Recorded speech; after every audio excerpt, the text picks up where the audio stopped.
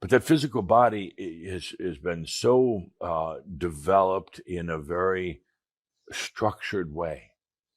It's an aspect, but yet it really is not of your making. It's simply your ancestors. It's an aspect, but it seems to have its own mind. It has its own ways. It's an aspect that has the most complex communication network that you could imagine, other than perhaps the brain. But even the mind and the brain are more flexible than the body. The brain, you can change your thoughts faster than you can change your body. So the body is something that has become very, very rigid. It's almost like a statue, almost like this, very rigid, very difficult to change other than to break it. And the body, this aspect, has a tendency to actually limit consciousness.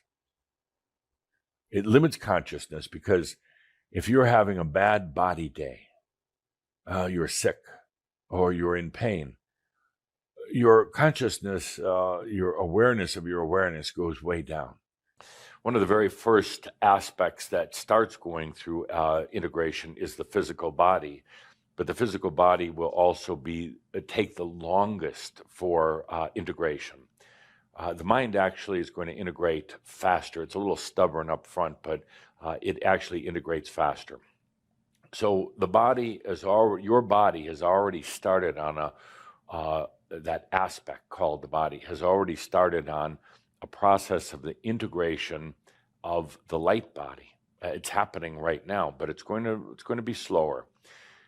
As the light body comes in, the physical body is not replaced. There's a thinking that suddenly your physical body is going to go away. It's going to be there.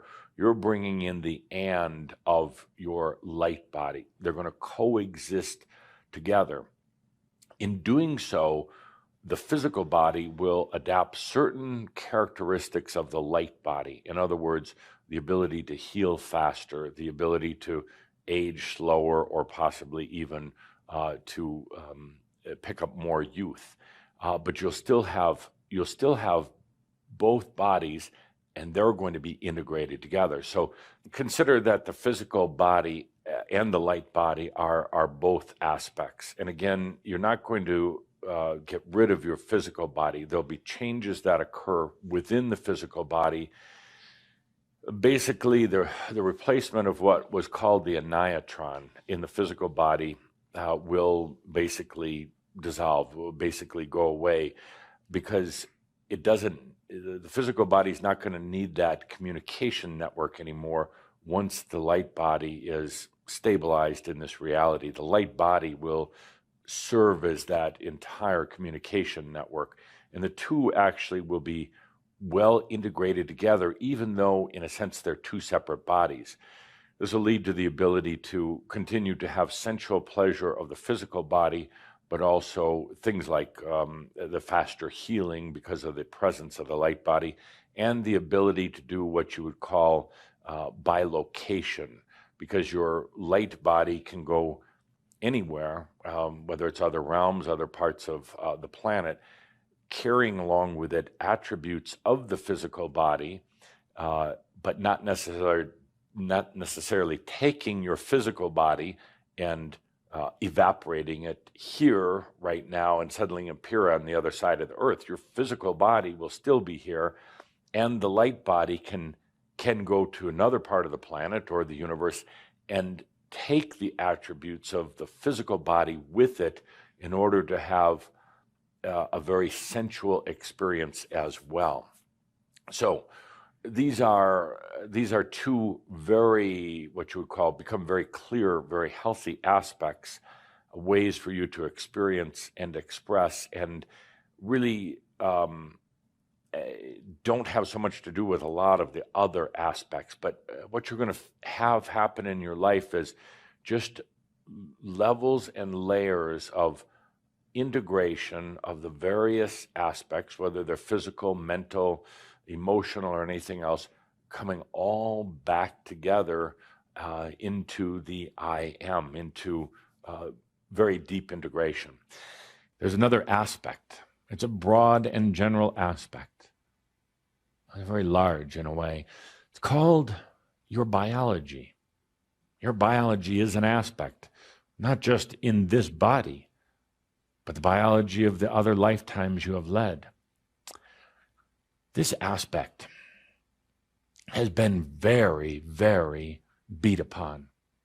It has been criticized. It has been judged. It has been used as a storage place for emotional and psychic junk. And the biology has taken on all of the crap, all of the suffering that you have had about your spiritual and physical journey on earth, the resentment that you have had about coming back into physical body,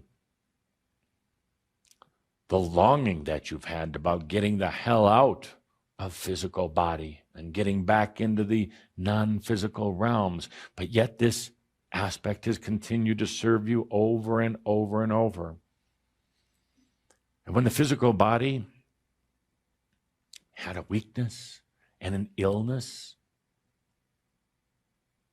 it was traumatized. You were traumatized. You lost trust. Part of you said, if my physical body gets sick like this, what about my spiritual being? Can it get sick and diseased and distorted? Look at your physical body and said it is weak. It's made up of blood and cells and bones, and it falls apart, and therefore I am frightened of it. How could I possibly love something that turns on me and that causes me pain? And you have created a very large aspect. Very wounded. Very sad. It feels that you can't possibly trust it. So how would it possibly feel welcome back home?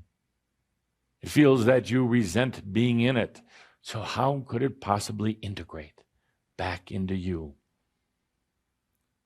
unless you welcome it back? Everything about it, whether you think it's fat or it's too large or too small or not this or not that, can you absolutely welcome your physical aspect back home? Welcome your biology back into you? Can you accept and have compassion for your biology in every way? Stop trying to think that it should be strong or that you should be able to heal it. Stop equating your spiritual grandness with the ability of your physical body to rejuvenate itself. But truly have compassion and love for that physical aspect. No, what you do with this aspect, if there's any desire, aspiration with this aspect, is to have this aspect, the body aspect, become the facet.